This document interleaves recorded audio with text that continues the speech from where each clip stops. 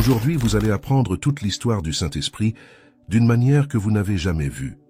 Vous apprendrez quand l'Esprit de Dieu a commencé à travailler sur la terre, quand il a cessé d'agir, et quand il a recommencé à agir d'une manière que beaucoup ne peuvent toujours pas comprendre. Restez jusqu'à la fin de la vidéo et vous serez transformés par la puissance de la parole de Dieu. Nous trouvons le Saint-Esprit mentionné tout au long de l'Ancien Testament, à commencer par la Genèse. L'apôtre Pierre nous dit que les anciens prophètes étaient poussés par le Saint-Esprit. Le Saint-Esprit est simplement Dieu. Dieu est saint, en fait, lui seul est saint en lui-même. L'Esprit Saint, omniprésent et invisible, agit parmi tous les hommes partout et peut remplir le cœur des hommes. Lorsque nous parlons du Saint-Esprit, nous nous souvenons de l'œuvre invisible de Dieu parmi les hommes et de son pouvoir d'oindre, de baptiser, de guérir et d'habiter dans les vies humaines. Le terme parle de Dieu à l'œuvre et de l'Esprit de Dieu planant au-dessus des eaux. Il fait référence à Dieu agissant parmi les hommes afin de régénérer leur nature déchue et de leur permettre d'accomplir la volonté surnaturelle de Dieu dans le monde. La Bible appelle le Saint-Esprit l'Esprit du Seigneur, l'Esprit de Dieu, l'Esprit du Père. S'il n'y a qu'un seul Esprit, toutes ces expressions doivent se rapporter au même être. Le Saint-Esprit est Dieu lui-même à l'œuvre dans la vie des hommes. Dieu a toujours voulu son esprit sur l'homme. Vous verrez à partir de maintenant comment le Saint-Esprit a œuvré dans la vie de l'homme, depuis Adam jusqu'à nos jours. Quand Dieu créa l'homme, c'est-à-dire Adam, il plaça son Saint-Esprit sur Adam. Il s'avère qu'Adam n'a pas obéi à Dieu et que Dieu lui a enlevé le Saint-Esprit, causant la mort d'Adam, comme le dit la Bible. Dieu a imposé une restriction à Adam, précisant également la punition pour avoir violé cette restriction. Voyons, et le Seigneur Dieu commanda à l'homme en disant « Tu mangeras de tout arbre du jardin, mais tu n'en mangeras pas de l'arbre de la connaissance du bien et du mal, car le jour où tu en mangeras, tu mourras. » La restriction imposée par Dieu à Adam était qu'il ne devait pas manger de l'arbre de la connaissance du bien et du mal. La punition pour avoir enfreint cette restriction était claire. Le jour où vous en mangerez, vous mourrez sûrement. Deux aspects importants méritent d'être soulignés dans cette sanction. Premièrement, si Adam mangeait de l'arbre, la mort surviendrait immédiatement le jour même. Deuxièmement, l'expression « tu mourras sûrement » met l'accent sur le fait que la mort se produirait absolument, avec une certitude à 100% ce jour-là. Cependant, dans le chapitre 3 de la Genèse, nous connaissons l'histoire de la façon dont Satan a trompé Adam et Ève pour qu'ils violent la seule restriction que Dieu leur avait imposée en leur faisant manger de l'arbre de la connaissance du bien et du mal. Après avoir consommé le fruit de l'arbre, et comme Dieu l'avait prévenu, ils auraient dû goûter la mort à l'instant même. Le défi réside dans Genèse 5, qui déclare ce qui suit à propos d'Adam. « Et les jours d'Adam, après qu'il eut engendré Seth, furent de 800 ans, et engendra des fils et des filles. Et c'est chaque jour qu'Adam a vécu, 930 ans, et qu'il est mort. Par conséquent, selon les Écritures, Adam a continué à vivre dans son corps pendant de nombreuses années, après avoir mangé de l'arbre de la connaissance du bien et du mal. Cependant, Dieu avait déclaré qu'en mangeant de cet arbre, il mourrait sûrement ce jour-là, sans aucun doute. Alors que s'est-il vraiment passé le jour où Adam et Ève ont mangé de cet arbre? Sont-ils morts comme Dieu l'avait dit, ou ne sont-ils pas morts? Qui peut résoudre ce problème pour nous? Les idées, les théories, la religion et la tradition humaine? Non, un seul peut nous fournir les réponses, et ce n'est autre que la parole de Dieu. Dans ce cas, puisque Dieu ne peut pas mentir, nous pouvons conclure que le jour où Adam et Ève ont mangé de cet arbre, ils sont réellement morts. Le diable, en séduisant Ève, lui dit « Assurément, tu ne mourras pas. » S'il n'était pas mort ce jour-là, comme Dieu l'a déclaré, alors Satan aurait eu raison, et Dieu aurait eu tort, ce qui est logiquement impossible, étant donné que Dieu a dit qu'ils mourraient sûrement ce jour-là. En fait, ils sont morts ce jour-là. Cependant, puisqu'ils ont continué à vivre dans leur corps après avoir mangé de l'arbre de la connaissance du bien et du mal, il est évident qu'ils possédaient une autre forme de vie que la vie de leur corps, qui a été perdue ce jour-là. Par conséquent, nous devons nous tourner vers les Écritures pour comprendre comment l'homme a été créé et quelles étaient les parties de son être. La connaissance des composantes de la vie du premier homme nous permettra de comprendre ce qui a été perdu ce jour-là. Regardons comment la Bible dit que l'homme a été créé et le Seigneur Dieu forma l'homme de la poussière de la terre. Quelle partie de l'homme Dieu a-t-il formé à partir de la poussière de la terre? votre corps. C'est pourquoi les éléments du corps humain se trouvent sur terre. Ainsi, une partie du premier être humain était le corps. Mais continuons. Et le Seigneur Dieu forma l'homme de la poussière de la terre, et souffla dans ses narines le souffle de vie, et l'homme devint une âme vivante. Vous voyez, Dieu a formé le corps humain à partir de la poussière de la terre. Cependant, ce corps ne possédait pas la vie. Il s'est formé juste dépourvu de vie. La parole de Dieu nous informe que Dieu a insufflé dans ses narines le souffle de vie, et que l'homme est devenu une âme vivante. Alors, qu'est-ce que l'âme? L'âme est ce qui donne la vie au corps. Le manque de compréhension des vérités simples de la parole de Dieu ne laisse aucune place à la confusion. Ici, la parole de Dieu nous révèle que l'âme est le principe vital qui anime le corps. Sans l'âme, le corps est sans vie. Chaque homme dans le monde, croyant ou incroyant, a un corps et une âme. On peut alors conclure que puisqu'Adam est mort à l'âge de 930, alors qu'il mangeait de l'arbre de la connaissance du bien et du mal, il n'a évidemment perdu ni son corps ni son âme. Il fallait donc que quelque chose meure pour Adam ce jour-là. À l'origine, il devait avoir au moins une partie qui a été perdue, morte, lorsqu'il a mangé le fruit défendu. Vous serez étonnés quand vous verrez ce qui est mort en Adam ce jour-là. Vous voyez, et Dieu a dit, « Faisons l'homme à notre image, selon notre ressemblance. » Et Dieu créa l'homme à son image. À l'image de Dieu, il l'a créé, mâle et femelle, il les créa. Comme le révèle ce passage, Dieu a formé l'homme à son image. C'est un point crucial, une clé essentielle. Si nous voulons comprendre non seulement ce qui s'est passé le jour où Adam et Ève ont mangé de l'arbre de la connaissance du bien et du mal, mais aussi d'autres passages bibliques qui sont influencés par ce qui est dit ici. En analysant le passage ci-dessus, la question se pose de savoir quelle est la signification de l'image de Dieu, comment elle est représentée. Jésus a dit que Dieu est esprit. Dieu n'a pas une nature charnelle, il est esprit. C'est votre image. Par conséquent, lorsque la parole de Dieu déclare qu'il a créé l'homme à son image, elle implique qu'en plus du corps et de l'âme, l'homme possédait aussi ce qui est l'image de Dieu, c'est-à-dire l'esprit de Dieu. Pour une compréhension plus profonde de l'utilisation de l'expression « à son image », dans le passage critique ci-dessus, examinons un autre contexte dans lequel cette expression est employée. C'est le livre des générations d'Adam. Le jour où Dieu créa l'homme, il le créa à l'image de Dieu. Hommes et femmes, il les créa, les bénit, et il lui donna le nom d'Adam, le jour où ils furent créés. Et Adam vécut 130 ans, et engendra un fils à sa ressemblance, selon son image, et il l'appela du nom de Seth. Ce passage raconte qu'Adam engendra un fils à sa ressemblance, à son image. Qu'est-ce que cela signifie? Cela signifie que, tout comme Adam l'était, son fils l'était aussi. C'est-à-dire que si Adam avait des mains, Seth avait aussi des mains. Et si Adam avait des pieds, Seth avait aussi des pieds, et ainsi de suite. Tout comme Adam avait un corps et une âme, Seth avait aussi un corps et une âme. De même, lorsque le mot déclare que Dieu a créé l'homme à son image, à la ressemblance de Dieu, il indique qu'Adam a été façonné selon la nature de Dieu. Dieu n'est pas charnel. Il n'a ni pieds, ni mains, ni tête. Il est esprit. Par conséquent, tout comme Dieu est un esprit, Adam possédait aussi un esprit. On peut se demander pourquoi Dieu a créé Adam avec un corps, une âme et un esprit séparés. La raison en est simple. Sans l'esprit, Adam n'aurait pas la capacité de communiquer avec Dieu, qui est esprit. Comme Dieu est esprit, la communication avec le corps et l'âme est limitée. Ce sont des entités distinctes. On peut le comprendre quand on sait qu'avoir une machine à laver ne permet pas de recevoir les messages d'une station de radio. Un récepteur radio est nécessaire. De même, pour communiquer avec Dieu, qui est esprit, il est essentiel de posséder l'esprit. Alors que le corps et l'âme sont adaptés aux choses liées aux 5 sens, quand il s'agit des choses de Dieu, l'esprit est indispensable. Cette vérité est également mise en évidence par Paul. Car l'homme naturel ne comprend pas les choses de l'Esprit de Dieu, car elles sont folie pour lui, et il ne peut pas les comprendre, parce qu'elles sont discernées spirituellement. Dans ce passage, le mot traduit par « naturel » est l'adjectif grec « psychikos », dérivé du substantif « psychi », qui signifie « âme ». Par conséquent, psychique signifie un homme de l'âme, c'est-à-dire un homme composé uniquement de corps et d'âme. Selon ce verset, un homme qui ne se compose que d'un corps et d'une âme ne comprend pas les choses de l'Esprit de Dieu.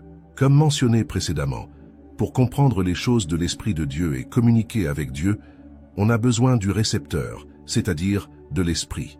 C'est la raison pour laquelle le verset dit « Et l'homme de corps et d'âme ne peut les comprendre, parce qu'ils sont discernés spirituellement. » Pour l'homme composé seulement de corps et d'âme, pour comprendre les choses de Dieu, car ces choses sont liées à l'esprit, elles sont discernées spirituellement. Et comme il manque l'esprit, il ne peut pas les connaître. En résumant ce qui a été mentionné ci-dessus, Adam possédait un corps formé de la poussière de la terre, une âme qui donnait la vie au corps, et le Saint-Esprit pour la communication avec Dieu. Il était corps, âme et esprit. Une fois que cela est établi, il est clair ce qui s'est passé le jour où Adam et Ève ont mangé de l'arbre de la connaissance du bien et du mal. Dieu leur avait déclaré que le jour où ils mangeraient de ce fruit, ils mourraient sûrement. Comprenant que la mort signifie l'absence d'une forme de vie, nous pouvons maintenant identifier ce qui est mort ce jour-là. Adam était composé d'un corps, d'une âme et d'un esprit, et son corps mourut de nombreuses années après le jour où il avait mangé du fruit. Cependant, puisqu'un corps sans âme n'a pas de vie, Adam avait un corps, et une âme même après avoir mangé de l'arbre. Puisque Dieu est toujours fidèle à ses paroles, quelque chose devait mourir ce jour-là, étant donné qu'Adam était corps, âme et esprit avant de manger, et puisque nous avons vu qu'il continuait à avoir corps et âme après avoir mangé, il est clair que ce qui a été perdu ce jour-là était le Saint-Esprit que Dieu lui avait accordé. L'Esprit s'éloigna de lui, et ce fut la mort pour lui, car la forme de vie que l'Esprit représentait cessa d'exister. C'est en effet cette perte d'esprit qui a été restaurée le jour de la Pentecôte, où l'Esprit Saint est devenu disponible, de sorte qu'aujourd'hui, après avoir cru en Jésus-Christ, vous êtes à nouveau corps, âme et esprit. C'est pourquoi Paul écrit ensuite aux Thessaloniciens que le Dieu de paix lui-même vous sanctifie en toutes choses, et que tout votre esprit, votre âme et votre corps soient préservés irréprochables jusqu'à la venue de notre Seigneur Jésus-Christ. Maintenant, après avoir cru au Seigneur Jésus-Christ et à sa résurrection et compris le don du Saint-Esprit, nous ne sommes plus seulement corps et âme, mais corps, âme et esprit. Après que Dieu aura enlevé le Saint-Esprit d'Adam, vous verrez que depuis le livre de la Genèse jusqu'au livre des Actes des Apôtres, il n'y a aucune trace d'une instruction sur la façon de recevoir le Saint-Esprit, pour la simple raison que l'Esprit n'était pas disponible. Voyons, le dernier jour, le grand jour de la fête, Jésus s'est levé et s'est écrié en disant « Si quelqu'un a soif, qu'il vienne à moi et qu'il boive. Quiconque croit en moi, comme le dit l'Écriture, des fleuves d'eau vive couleront de son ventre. » Et c'est ce qu'il a dit de l'Esprit, afin que ceux qui croient en lui le reçoivent, parce que le Saint-Esprit n'a pas encore été donné, parce que Jésus n'a pas encore été glorifié.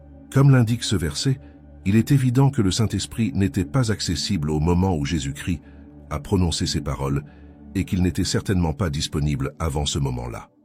Depuis la chute d'Adam jusqu'au jour de la Pentecôte, chaque fois que Dieu désirait communiquer avec quelqu'un, il déversait son esprit sur cette personne. Dès le commencement, la volonté de Dieu était d'avoir son esprit sur l'homme, de vivre une relation avec l'homme. Mais la désobéissance a fait que le Saint-Esprit de Dieu s'est éloigné de l'homme. Regardons quelques exemples rapportés dans l'Ancien Testament, en commençant par les nombres. Dans ce contexte, Moïse cherchait des aides pour diriger le peuple d'Israël, et Dieu a exaucé sa demande. « Voyons, » et l'Éternel dit à Moïse, « Rassemble 70 hommes d'entre les anciens d'Israël, que tu sais être les anciens du peuple et leurs chefs, et tu les amèneras devant la tente d'assignation, et qu'il y en ait avec vous. Alors j'irai vous parler là-bas, et je prendrai de l'esprit qui est sur vous, et je le mettrai sur eux, et ils porteront avec vous le fardeau du peuple, afin que vous ne le portiez pas seul. » Sur la base de ce passage, nous voyons que l'homme ne peut entrer en relation avec Dieu que par le Saint-Esprit. Il était nécessaire que Dieu envoie son esprit sur ces hommes afin qu'ils puissent comprendre la volonté de Dieu. Avec cela, nous pouvons voir combien l'action de l'Esprit Saint est importante dans la vie de l'homme. Considérez ce qui arriva quand l'Esprit de Dieu vint sur eux. Alors l'Éternel descendit dans la nuée, lui parla, et il ôta l'Esprit qui était sur lui, et le plaça sur ses 70 anciens. Et il arriva, quand l'Esprit reposa sur eux, qu'ils prophétisèrent, mais alors plus jamais. Remarquez qu'après avoir reçu le Saint-Esprit, ils ont prophétisé, c'est-à-dire qu'ils ont dit des choses dirigées par le Saint-Esprit. Il n'y avait aucun moyen pour ces 70 hommes de comprendre la volonté de Dieu s'ils ne recevaient pas l'Esprit de Dieu que Dieu avait enlevé à Adam quand il avait péché. Moïse ne pouvait parler à Dieu que parce que le Saint-Esprit de Dieu était sur Moïse. L'Esprit de Dieu accorde à l'homme l'accès à Dieu. Voici un autre exemple. Et les enfants d'Israël crièrent à l'Éternel, et l'Éternel leur envoya un libérateur, et il les délivra. Othniel, fils de Kenaz, frère de Caleb, plus jeune que lui, et l'Esprit de l'Éternel vint sur lui, et jugea Israël, et sortit au combat. Othniel avait-il l'Esprit auparavant? Non, Dieu l'a placé au-dessus de lui, parce qu'il était le juge d'Israël et que Dieu voulait communiquer avec lui. S'il n'y avait pas eu l'Esprit de Dieu sur Othniel, il n'aurait pas été capable de comprendre la volonté de Dieu de conduire le peuple à la guerre et de remporter la victoire. Prenons un autre exemple. Tous les Madianites, les Amalécites et les enfants de l'Orient se rassemblèrent, passèrent de l'autre côté et campèrent dans la vallée de Gisèle. Alors, l'Esprit de l'Éternel revêtit Gédéon, et il sonna du cor pour rassembler le peuple d'Israël à la guerre, et les Abiézériens se rassemblèrent après lui. Gédéon possédait-il déjà l'Esprit? Non, Gédéon n'avait pas l'Esprit auparavant. Dieu envoie le Saint-Esprit sur Gédéon pour qu'il puisse comprendre la volonté de Dieu dans cette situation, c'est-à-dire pour qu'il puisse communiquer avec Dieu. La question centrale est, Gédéon a-t-il cherché l'Esprit de Dieu, ou est-ce Dieu qui l'a accordé à Gédéon? Pour que quelqu'un reçoive quelque chose, il faut que cela soit disponible, et l'Esprit n'était pas après la chute d'Adam. Par conséquent, c'est Dieu qui a choisi de conférer son esprit à Gédéon, motivé par le fait que Gédéon jouait le rôle de juge en Israël à ce moment-là, et que Dieu désirait communiquer avec lui. Si Adam n'avait pas désobéi à Dieu, cela ne serait pas arrivé, puisque le Saint-Esprit de Dieu aurait été permanent en Adam et en ses descendants. Parce qu'Adam a désobéi et est mort pour le péché, les descendants d'Adam ont hérité du péché, qui conduit l'homme à la mort physique et spirituelle. L'Ancien Testament offre plusieurs exemples similaires. En examinant le cas de Saül, le premier roi d'Israël, il devient évident que lorsqu'il a désobéi à Dieu, l'Esprit divin qui reposait sur lui s'est retiré. Voyons, l'Esprit de l'Éternel s'éloigna de Saül, et un mauvais esprit de l'Éternel le tourmenta. C'était différent avec David. Alors que Dieu enlève son esprit à Saül, qui a commencé à vivre dans la désobéissance, Dieu envoie son Saint-Esprit sur David, qu'il était dans l'obéissance et qu'il serait le prochain roi d'Israël pour que David accomplisse la volonté de Dieu. Il avait besoin du Saint-Esprit. Pour résumer, Adam et Ève étaient à l'origine constitués d'un corps, d'une âme et d'un esprit. Cependant, le jour où ils ont mangé du fruit de l'arbre de la connaissance du bien et du mal, ils ont perdu leur esprit. En conséquence, ils sont morts spirituellement. Cette mort spirituelle est l'absence de contact avec Dieu. Ce manque de contact avec Dieu conduit aussi à la mort physique. En conséquence, il a une vie vide et dénuée de sens parce qu'il est loin de son Créateur, parce qu'il n'a plus accès à lui par son Saint-Esprit. La mort est caractérisée par la perte de la vie, et donc ils sont morts ce jour-là, comme Dieu l'avait prédit, avec l'occurrence subséquente de leur mort physique. À partir de ce moment-là, l'Esprit n'était plus accessible. Cependant, pour que Dieu puisse communiquer avec les gens, il était nécessaire qu'ils possèdent l'Esprit. Pendant cette période, Dieu avait besoin d'accorder son esprit aux personnes qu'il avait choisies. Par exemple, tous les prophètes avaient l'Esprit de Dieu sur eux. Dieu leur a donné cet esprit pour qu'il soit révélé. Par conséquent, en ce qui concerne cet intervalle avant le jour de la Pentecôte, il est essentiel de noter 3 points. Premièrement, le Saint-Esprit n'était pas disponible. Deuxièmement, Dieu a placé son esprit sur ceux avec qui il voulait communiquer. Troisièmement, il pouvait perdre l'esprit, ce qui signifie qu'il l'avait sous restriction. David, lorsqu'il a péché contre Dieu en commettant le péché d'adultère et de meurtre, est devenu désespéré. Quand il vit son péché devant lui, il chercha Dieu dans la prière, et dans sa prière, il demanda à Dieu de ne pas lui enlever le Saint-Esprit qu'il avait reçu. Voyons, ne me rejette pas loin de ta présence, et ne m'enlève pas ton Saint-Esprit. Rends-moi la joie de ton salut, et soutiens-moi d'un esprit prêt à obéir. Alors j'enseignerai tes voies aux transgresseurs, afin que les pécheurs se tournent vers toi. Dieu, dans l'Ancien Testament, a limité l'action du Saint-Esprit. Il n'a envoyé le Saint-Esprit qu'à des personnes spécifiques, à des cas spécifiques, comme cela s'est produit avec les hommes que nous avons mentionnés. Après la mort et la résurrection de Jésus-Christ, la manifestation dans le Saint-Esprit est devenue différente. à cause de la grâce manifestée à la suite du sacrifice de Jésus. L'intimité qu'Adam a perdue dans le jardin d'Éden, Jésus l'a sauvée. Saint que Dieu a pris à Adam en Éden à cause de sa désobéissance, Dieu l'a donné à Jésus à cause de son obéissance. De même que les descendants d'Adam ont hérité de la mort par le péché, de même ceux qui sont nés en Christ ont hérité du Saint-Esprit pour la vie. Maintenant, le Saint-Esprit est à nouveau disponible pour tous ceux qui veulent Dieu, pour tous ceux qui cherchent Dieu. Au contraire, le Saint-Esprit est venu sur les hommes par la volonté unilatérale de Dieu. Or, le Saint-Esprit vient sur les hommes par la volonté bilatérale, c'est-à-dire par la volonté de Dieu et de l'homme. Nous pouvons le voir lorsque les disciples ont été baptisés par le Saint-Esprit. La Bible dit qu'ils étaient en prière, demandant, cherchant la promesse de la vie par le Saint-Esprit. La promesse du Saint-Esprit sur les hommes ramène l'espérance de vivre dans le royaume de Dieu. Cette promesse est reçue par une nouvelle naissance. Voyons. Et il y avait parmi les pharisiens un homme nommé Nicodème, prince des Juifs. Il alla trouver Jésus la nuit et lui dit, « Rabbi, nous savons que tu es un docteur de la part de Dieu, car personne ne peut faire ces miracles que vous faites si Dieu ne l'accompagne. » Jésus répondit, et il lui dit, « En vérité, je te le dis, quiconque ne naîtra pas de nouveau. » Dans le texte grec, il est écrit « né d'en haut » ne peut pas voir le royaume de Dieu. Selon les paroles de Jésus-Christ, personne ne peut entrer dans le royaume de Dieu sans subir une nouvelle naissance ou, comme l'exprime le texte grec, être né d'en haut. Ceci, en soi, devrait dissiper beaucoup de controverses et de doutes sur la façon d'atteindre l'entrée dans le royaume de Dieu. La réponse est simple. Il est nécessaire de naître d'en haut. Alors que signifie exactement cette nouvelle naissance, ou naissance d'en haut? La seule naissance que la plupart d'entre nous connaissent est notre naissance naturelle. Cependant, Jésus nous révèle ici qu'il y a une seconde naissance et que c'est une condition préalable pour voir le royaume de Dieu. Des questions telles que « Comment cette naissance se produit-elle? Qui sont les parents de cette naissance? Et « Qu'est-ce que je reçois de cette naissance ?» peuvent immédiatement surgir dans notre esprit. Comment pouvons-nous résoudre ces problèmes? La réponse réside dans la consultation de la Bible et dans le fait de lui permettre de s'interpréter elle-même. Examinons ce qu'elle nous révèle. Nicodème lui dit, « Comment un homme peut-il naître quand il est vieux? Peut-il entrer à nouveau dans le ventre de sa mère et naître ?» Jésus répondit, « En vérité, je vous le dis, si quelqu'un ne naît d'eau et d'esprit, il ne peut entrer dans le royaume de Dieu. » Dans ce passage, Jésus-Christ précise que pour quelqu'un dans le royaume de Dieu, il est nécessaire de faire l'expérience d'une naissance par l'eau et l'esprit. La naissance par les eaux fait référence à la première naissance.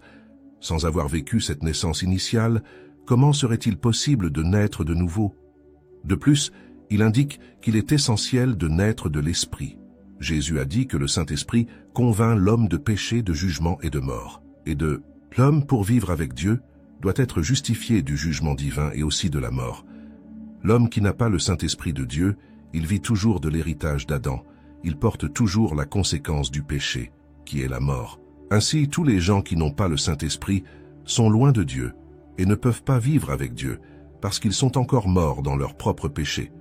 Loin de Dieu, tout comme Adam l'était lorsqu'il a péché et a été expulsé du paradis. Le mot « esprit » a plusieurs applications dans la Bible, mais dans la plupart des cas, il se réfère à Dieu qui est esprit ou à l'esprit accordé par Dieu.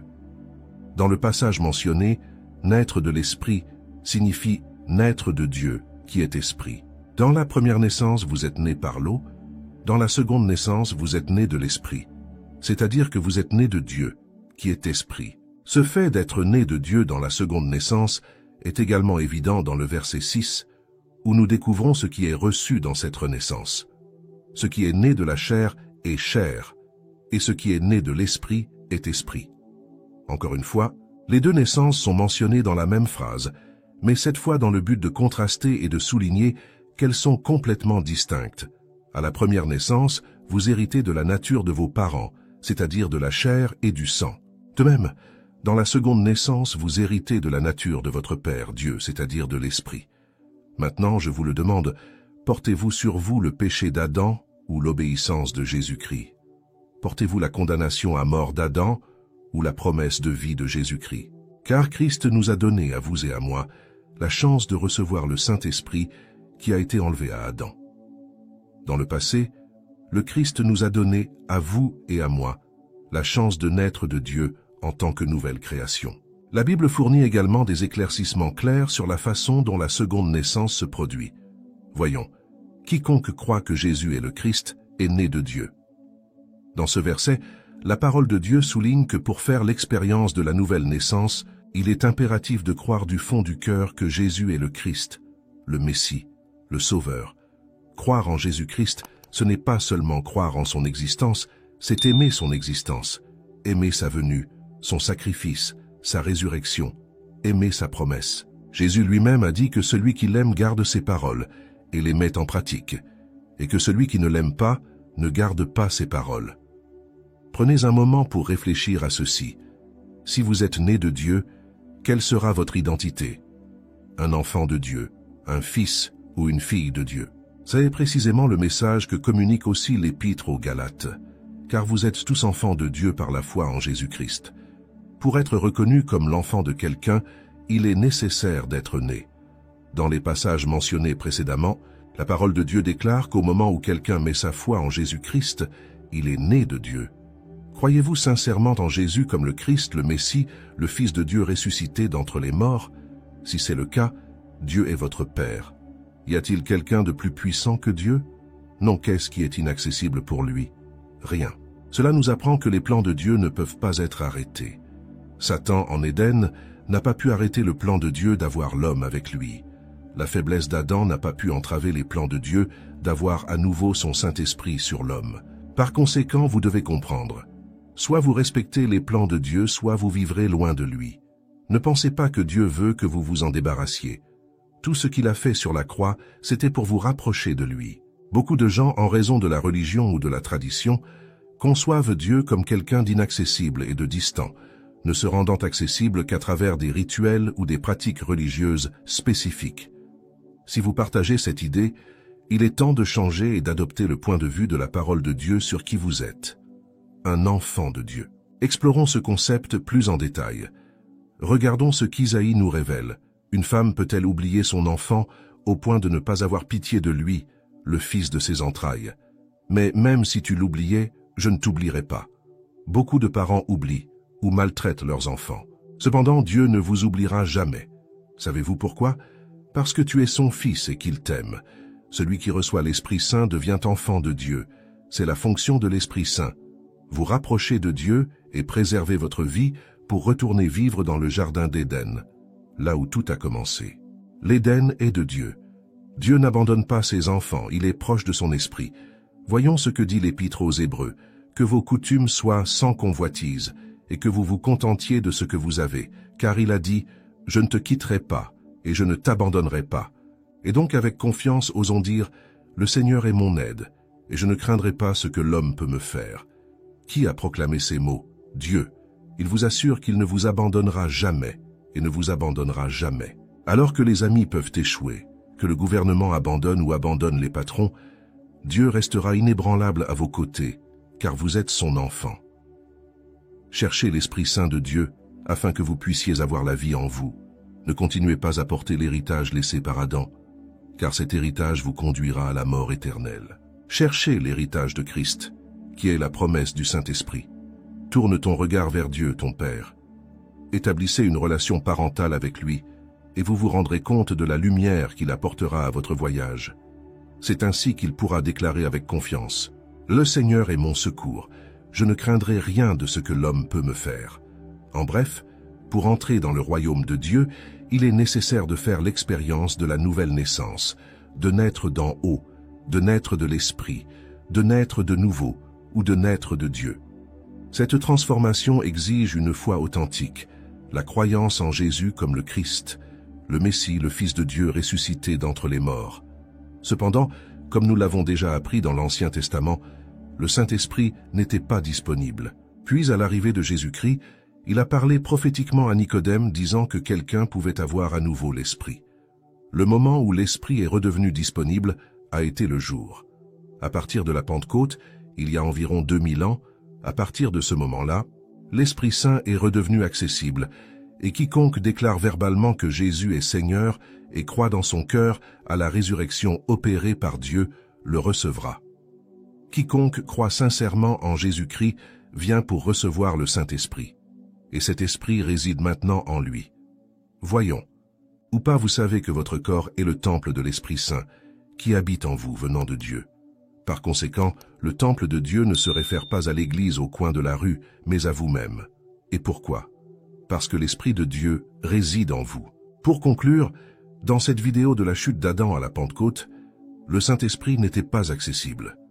Pendant ce temps, chaque fois que Dieu désirait communiquer avec quelqu'un, il plaçait son esprit sur cette personne. Cependant, après la Pentecôte et grâce aux œuvres de Jésus-Christ, cette dynamique a radicalement changé. Depuis ce jour, l'Esprit Saint est redevenu disponible comme un don à tous ceux qui croient sincèrement que Jésus est le Christ, le Messie, le Fils de Dieu ressuscité des morts. De plus, quiconque croit sincèrement devient un enfant de Dieu, faisant l'expérience de la nouvelle naissance ou de la naissance d'en haut. En conséquence, Dieu peut rétablir la communication avec nous et nous avec lui. De plus, le Saint-Esprit vient habiter en nous, contrairement à l'Ancien Testament quand il était sur nous. Tout comme Paul l'a dit, nous devenons vraiment le temple de Dieu parce que l'Esprit de Dieu habite en nous. C'est l'histoire de l'Esprit Saint sur notre vie dans ce monde. L'homme sans lui est mort, sans vie, sans espérance, mais celui qui cherche l'Esprit Saint a la vie, parce qu'il est né d'en haut, né de Dieu. J'espère que vous avez apprécié la vidéo. Laissez votre commentaire si vous avez appris quelque chose de nouveau de la vidéo.